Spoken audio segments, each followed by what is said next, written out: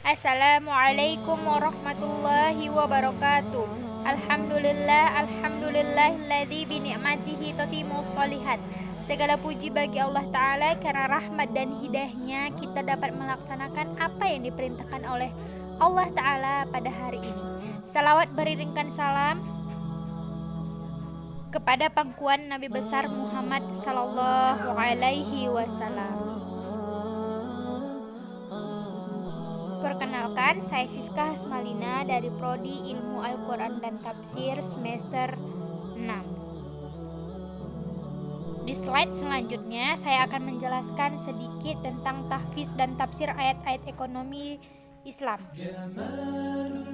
Konsep ayat-ayat ekonomi, manusia sebagai khalifah Allah di bumi, keragaman usaha manusia, kecintaan manusia terhadap harta, prinsip ketauhidan, nilai instrumental zakat, prinsip keadilan, prinsip keseimbangan, pelarangan riba, kerjasama atau syirkoh, jaminan sosial kebijaksanaan atau humanis, produksi, distribusi, dan konsumsi. Manusia sebagai khalifah Allah di bumi, penciptaan manusia sebagai khalifah di bumi benar-benar terencana. Oleh karena itu, manusia harus menyadari dan mengaplikasikan tujuan penciptaan tersebut memakmurkan bumi. Manusia diberikan oleh Allah banyak pengetahuan untuk mempertahankan eksistensinya di bumi. Manusia seharusnya banyak bersyukur dan bertasbih mensucikan Allah. Kendati pun banyak pengetahuan yang diberikan kepada manusia, pengetahuan manusia tetap terbatas dan manusia tidak boleh sombong. Keragaman usaha manusia. Sebagai makhluk ekonomis, manusia berusaha mempertahankan hidupnya.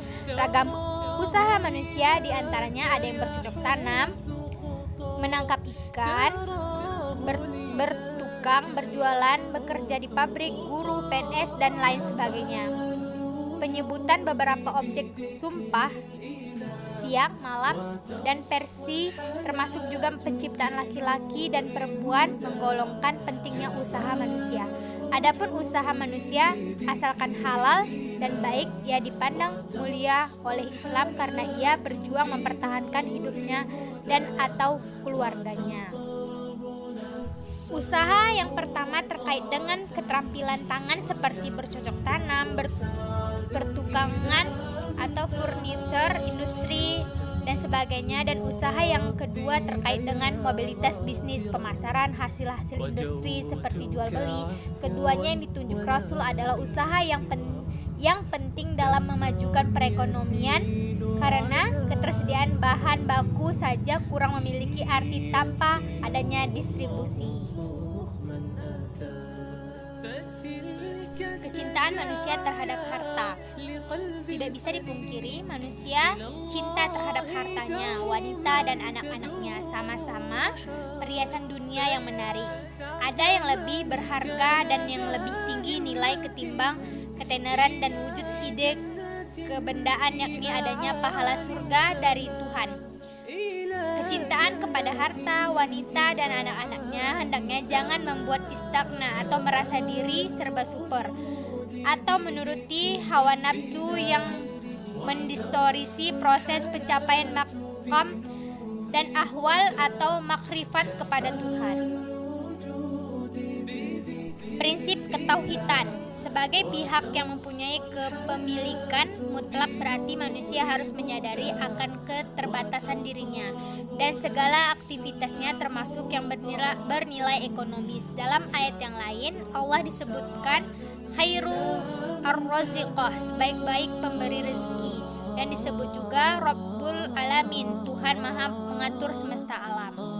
Bertitik tolak pada tauhid, seorang muslim mengakui dengan keyakinan bahwa salat, ibadah, hidup dan matinya adalah untuk Tuhan semesta alam. Termasuk dalam pengakuan ini adalah semua aktivitasnya dalam kegiatan ekonomi. Seorang yang beriman harus mengakui Allah sebagai pemilik mutlak jagat raya ini dan segala isinya termasuk dirinya sendiri.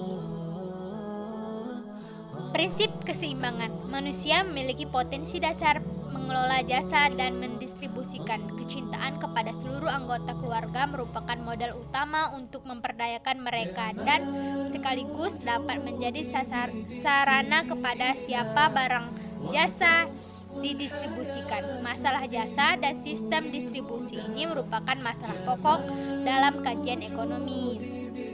Barang jasa yang ditunjukkan Al-Quran secara psikologis setara antara sumber daya manusia dan aset-aset lainnya seperti emas, perak, binatang ternak, perumahan, dan tijarah atau perdagangan. Supaya tidak terjadi goncangan dalam aktivitas ekonomi masyarakat, kedua ayat di atas memberikan orientasi agar bisnis yang dilakukan tidak semata-mata demi bisnis. Al-Quran menganjurkan kecintaan kepada Allah dan Rasul-Nya serta jihad di jalan Allah harus dalam segala prioritas ketimbang kecintaan kepada harta benda. Prinsip keadilan ayat 160-161 surat An-Nisa tidak secara langsung menunjukkan kepada termasuk keharusan berbuat adil seperti yang ditunjukkan oleh ayat, tetapi menunjukkan kepada beberapa perilaku yang menentang prinsip keadilan, yaitu berbuat kezaliman, dosa dengan mengklaim telah membunuh Rasul Allah dan memang mereka bermaksud untuk membunuh yang seharusnya mereka gembira dengan kedatangan Rasul Allah yang telah memberitahukan oleh Taurat. Ketidakadilan mereka juga karena memakan riba. Riba pada akhirnya tindakan pemerasan kepada kaum duafa dalam keadaan terpaksa. Mungkin untuk makan, pihak yang lemah harus meminjam uang kepada si kaya dengan bunga yang berlipat ganda. Nilai instrumental zakat. At-Taubah ayat 60 yang artinya sesungguhnya zakat itu hanyalah untuk orang kafir, orang miskin, pengurus zakat, para mu'alaf yang dibujuk hatinya, untuk memerdekakan budak, orang-orang yang berhutang untuk jalan Allah, dan orang-orang yang sedang dalam perjalanan sebagai suatu ketetapan yang diwajibkan Allah, dan Allah Maha mengetahui lagi Maha bijaksana. Pangkalan ayat ini menerangkan batasan tentang distribusi penyaluran harta zakat kepada pihak-pihak yang berhak menerimanya, dan ditutup dengan penyebutan sifat Allah yang Maha mengetahui lagi Maha bijaksana. Akhir ayat ini seolah-olah Tuhan menyatakan bahwa distribusi ke-8 kelompok tersebut adalah telah diputuskannya atas dasar pengetahuan dan kebijaksanaan. Walaupun soal teknis dan perluasan interpretasi bisa dibijaksanai oleh Rasul dan ijtihad ulama sebagai pewaris Nabi.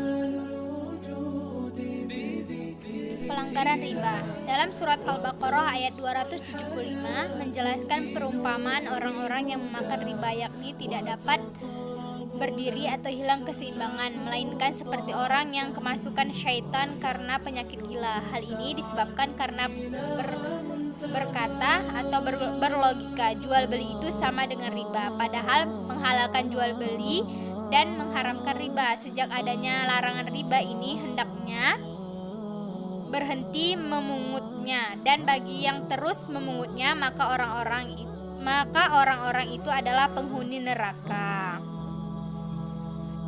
dan kekal di dalamnya. Ayat 276 menjelaskan bahwa Allah memusnahkan riba dan meniadakan berkahnya. Ini berbanding terbalik dengan sedekah. Allah menyuburkan sedekah atau melipat gandakan berkahnya. Riba karena sifatnya pemerasan jadi tidak manusiawi dan tidak menciptakan hubungan baik antara sesama manusia.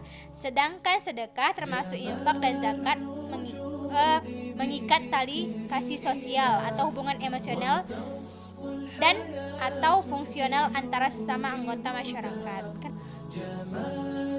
Syirkah adalah suatu akad kerjasama antara dua yirqah, orang atau lebih, untuk suatu usaha tertentu di mana masing-masing pihak memberikan kontribusi dana atau amal dengan kesepakatan bahwa keuntungan dan kerugian akan ditanggung bersama sesuai dengan kesepakatan. Syarat syirqah yang pertama, orang yang melakukan akad harus memiliki kecakapan atau ahliyah melakukan tasarruf atau pengelolaan harta. Syarat selanjutnya, pekerjaan atau benda yang dikelola syirqah harus halal dan dibolehkan oleh agama dan pengelolanya dapat diwakilkan. Yang selanjutnya, syarat sah akad syirqah adalah berupa tasarruf, yaitu aktivitas pengelolaan harta. Jaminan sosial atau kebijakan humanis. Kabar gembira dengan kelahiran seorang putra yang bernama Yahya. Kabar gembira tentang kelahiran anak ini sebagai pertanda jaminan kontinuitas keturunan. Ini semacam kebijakan humanis dari Tuhan terhadap Zakaria yang telah lama idamkan seorang anak yang baik dan sekaligus nabi. Pada ayat 37 surah Ali Imran terlihat lebih jelas jaminan sosial kebijakan humanis oleh Tuhan. Tuhan menerima nazar istri Imran dengan penerimaan yang baik dan mendidiknya dengan pendidikan yang baik, dan Allah menjadikan Zakaria sebagai pemeliharanya.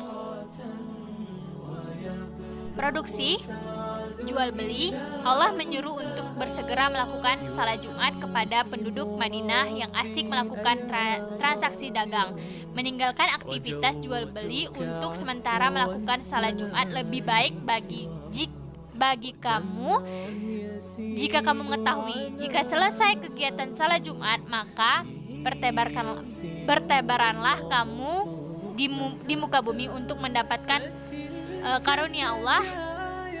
Dan ingatlah Allah banyak-banyak supaya kamu beruntung.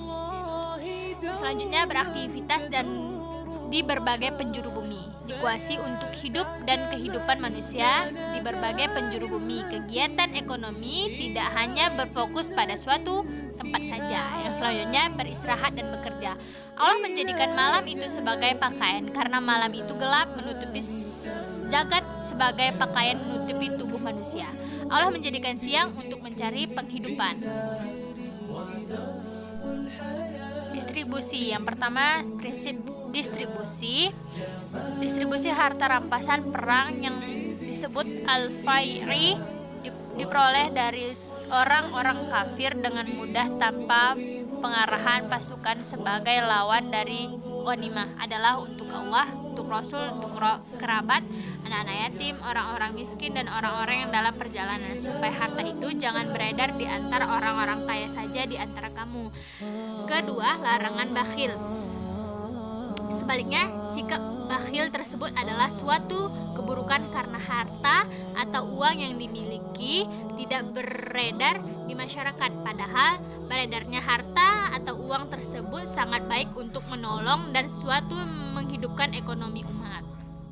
Menyimpan emas dan perak. Sebagian besar orang-orang alim Yahudi dan rohib-rohib Nasrani memakai harta orang dengan jalan yang batil. Ini sebagai tanbih atau peringatan kepada kaum muslimin untuk tidak menuruti perilaku tersebut karena tidak mendistribusikan harta kepada yang berhak. Sebaliknya, tindakan orang-orang yang menyimpan emas dan perak dan tidak mengeluarkan zakatnya pada jalan Allah, maka bagi mereka akan mendapatkan siksa yang pedih. Yang terakhir adalah wasiat. Ayat ini mewajibkan atas setiap orang yang kedatangan tanda-tanda maut jika ia meninggalkan harta yang banyak berwasiat untuk ibu, bapak, dan qarib kerabatnya secara makruf. Yang terakhir, konsumsi. Pertama, kualitas makanan. Allah menyuruh kepada orang-orang yang beriman untuk memakan makanan yang baik di antara rezeki yang diberikannya. Orang-orang yang beriman dituntut untuk bersyukur kepada Allah sebagai bukti ketaatan kepadanya. Rezeki dalam ayat ini berkonotasi pada apa yang sempat kamu makan, dan untuk menambah berkahnya diikuti dengan syukur, bisa juga dengan menginfakkannya, menyedekahkannya sebagai dari makanan yang baik tersebut. Kedua, larangan berlebihan. Perintah beradab memasuki masjid, khususnya tiap-tiap akan mengerjakan sembahyang atau tawaf keliling Ka'bah atau ibadat-ibadat yang lain. Allah juga memerintahkan kalau makanan dan minuman janganlah melampaui batas yang dibutuhkan oleh tubuh dan janganlah pula melampaui batas-batas makanan yang dihalalkan. Yang ketiga, yang terakhir, makanan yang terlarang. Ada 4 makanan yang diharamkan untuk dimakan, yaitu bangkai, darah, daging babi, dan binatang ketika disembelih disebut nama selain Allah. Barang siapa dalam keadaan terpaksa memakannya sedang dia tidak menginginkannya dan tidak pula melampaui batas, maka tidak ada dosa baginya. Sungguh Allah Maha Pengampun lagi Maha Penyayang. Terima kasih kami ucapkan kepada yang telah menonton video kami. Semoga bermanfaat. Wabillahi taufik wal hidayah. Assalamualaikum warahmatullahi wabarakatuh. Terima kasih.